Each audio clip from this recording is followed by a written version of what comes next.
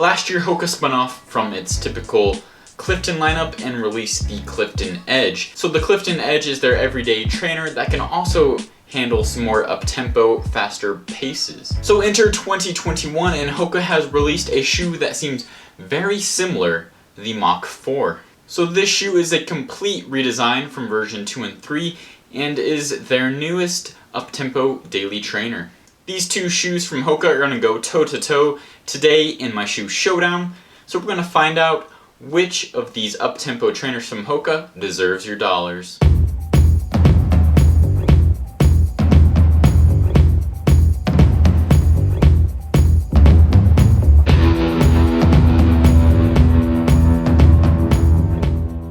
So let's start with the upper of the Mach 4. The Mach 4 uses a lightweight engineered mesh that is very flexible. It has TPU yarn spun into it, and because of this it looks a tiny bit like Flyknit. There are some smaller ventilation holes, but it's still decently breathable. It has some padding around the heel and ankle, and does have that Achilles fin. The tongue is gusseted and is pretty much the same as the first Carbon X and the Rocket X, which are all lightly padded.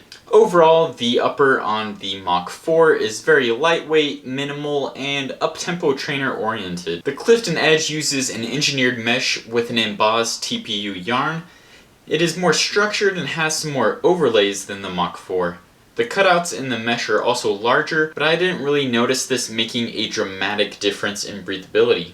The ankle is very lightly padded, and it's almost like the Vaporfly where there are those little heel pillows in there. The tongue on the Clifton Edge is very thin and has a sharp edge compared to the softer one found on the Mach 4. The tongue is partially gusseted since it's attached, but just by two little strips, so it's less of a booty-like feel compared to the Mach 4. Overall, the Clifton Edge has a light and sturdy upper that almost feels a little more race-oriented due to that thinner tongue.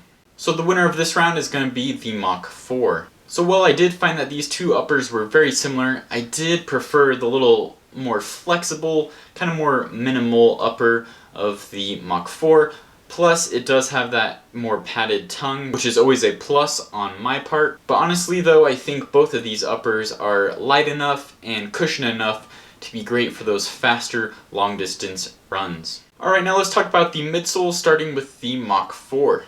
It has a stack height of 29mm in the heel and 24 in the forefoot, giving it a 5mm heel-to-toe drop. It uses a super soft EVA foam on the top half and a very firm rubberized EVA on the bottom half. I found it to have a lively and responsive ride that was also very smooth. The Clifton Edge has the same 29mm in the heel and 24mm in the forefoot, which means it also has a 5mm heel-to-toe drop. And much like the Mach 4, the Clifton Edge also has a softer top layer of EVA with a rubberized EVA bottom half, but the bottom layer is softer than the rubberized EVA found on the Mach 4. I thought that the ride of the Clifton Edge was super stable thanks to the super wide base. This helped make it very smooth, but I thought that the rocker wasn't as noticeable as it was on the Mach 4. So for the winner of the midsole round, I am giving it to the Mach 4 again. I just think it's a little more versatile, and I think that it definitely feels better at some up-tempo paces, that the kind of softer Clifton Edge doesn't really give you that same pop. Plus that little extra rocker on the Mach 4 helps get your turnover going. Alright, the next round is the outsole. The outsole of the Mach 4 is a firm, almost plastic-like rubberized EVA that is a continuation of the midsole. So far it has had decent grip on the road, but it definitely isn't the same as a typical rubber outsole.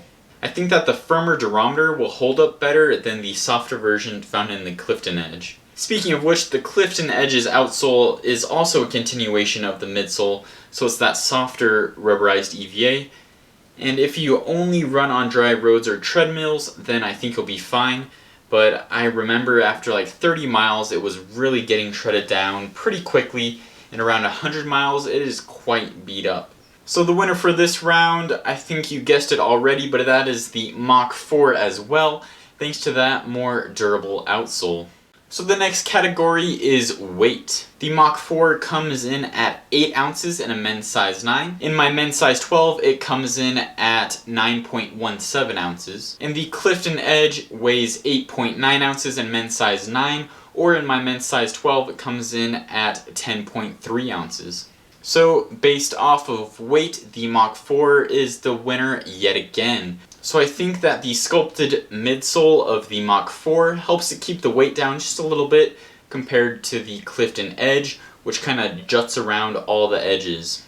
So for the price, the Mach 4 comes in at $130 and the Clifton Edge comes in at $160. And honestly, with how similar these two shoes are, I don't think that the Clifton Edge is worth that extra $30. Well, if you haven't guessed it already, the winner of this shoe showdown is the Mach 4.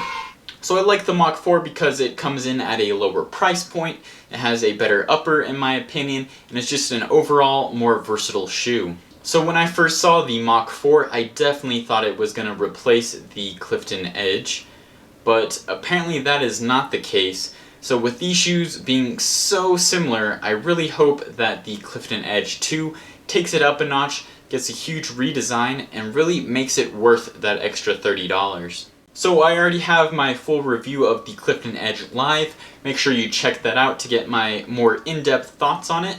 And subscribe so you don't miss my upcoming review of the Hoka Mach 4. Thanks for watching, and as always, keep on running.